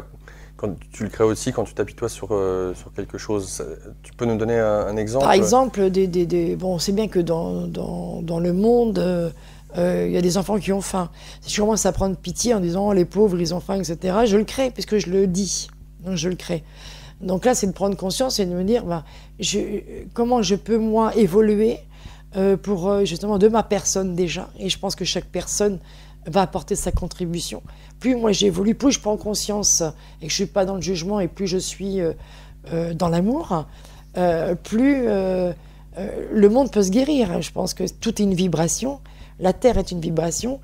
Plus on est dans l'empathie, plus on est dans l'amour, et plus ça se passe en même temps, et plus chaque personne le fera, et plus ça guérira la Terre, et moins il y aura de drame en même temps. C'est pour faire un éveil en même temps. Et pour moi, on choisit chacun sa vie. Donc j'ai plutôt envie de saluer ces personnes qui se sont donné ça à vivre, de vraiment leur rendre grâce et leur dire... Tu veux dire de ceux qui éventuellement meurent de faim dans le monde ou tant d'autres personnes, c'est ça que tu es en train de dire? Pour moi, c'est un jeu. On est dans un jeu, dans une grande pièce de théâtre. Hein. Donc ceux qui se sont donné ça à vivre, je leur tire mon chapeau parce que c'est vraiment... c'est une dure expérience, mais on ne sait pas après ce qu'ils vont avoir. Peut-être qu'ils sont tout de suite déjà, par l'expérience qu'ils ont vécue, cette pièce de théâtre qu'ils se sont donnés à jouer, peuvent très bien les faire évoluer très rapidement, quoi, parce qu'ils ont touché quelque chose de profond. Et ces personnes-là, quand on les voit, en plus, ils sont pas... on ne les voit pas dans la colère. Non, généralement non. Ouais. Non, ils vivent ça, mais ils ne sont pas dans la colère. Ils ont une autre perception, ils ont un cœur qui est vraiment extraordinaire. Quand on va dans les pays, moi j'ai voyagé, quand on va dans les pays les plus pauvres, c'est les premiers à donner, alors qu'ils ont presque rien à manger. Mais on a à apprendre d'eux. Qu'est-ce qu'on va aller s'apitoyer sur leur sort, puisqu'ils ont peut-être la plus grande richesse à l'intérieur d'eux. Donc... Ouais, ce qui ne veut pas dire, au cas où tes propos seraient mal compris, que si ce qui vous anime, c'est tout simplement d'œuvrer à faire en sorte que certaines personnes n'aient plus faim dans le monde, n'hésitez pas, faites-le. Bien sûr, bien sûr, bien sûr. Mais c'est d'envoyer de l'amour, c'est de participer, c'est même peut-être d'aller sur le terrain pour vivre avec eux, parce qu'il y a un partage à faire. Peut-être qu'on peut leur apporter la nourriture, mais eux, vous leur apportez de la joie, vont nous faire grandir d'une façon différente, parce qu'on a tous à apprendre les uns des autres. C'est ça que je veux dire, bien sûr, c'est pas, je trouve pas ça, c'est ainsi, de toute façon, j'y peux rien. Et c'est, moi, ce que je peux faire, c'est vraiment d'être le mieux possible avec moi-même, et puis de faire mon maximum pour la Terre, parce que je sais que quand je travaille sur moi, je travaille pour la Terre en même temps, et quand j'aide quelqu'un aussi à travailler sur elle, et elle découvre que la colère s'en va de chez elle et qu'elle voit qu'elle a une autre conscience, et ben ça aide aussi la Terre. Donc voilà, moi, à mon échelle à moi, c'est ce que je peux faire. Alors, je te dirais une phrase que tu pourrais recommander comme un leitmotiv auprès de nos internautes. Quelle phrase tu leur donnerais? Une citation ou, je sais pas, un conseil, comme tu veux. Commencez à vous aimer. L'amour part de l'intérieur pour après se donner à l'extérieur. Et la plus difficile chose sur cette terre, peut-être, c'est de s'aimer, tout simplement. Et c'est un travail de toute une vie.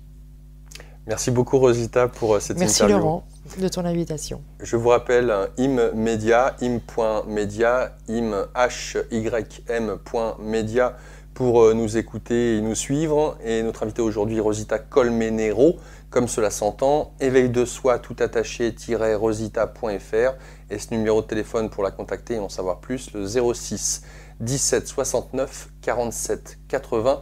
Vous retrouverez aussi Rosita dans les Rencontres de l'inconscient, émission qui, je vous rappelle, a lieu une fois par mois le samedi de 21h jusqu'à minuit. Rosita et d'autres thérapeutes répondront à vos questions que vous poserez en direct. Je vous dis donc à bientôt pour une nouvelle mission. Au revoir à tous. Au revoir.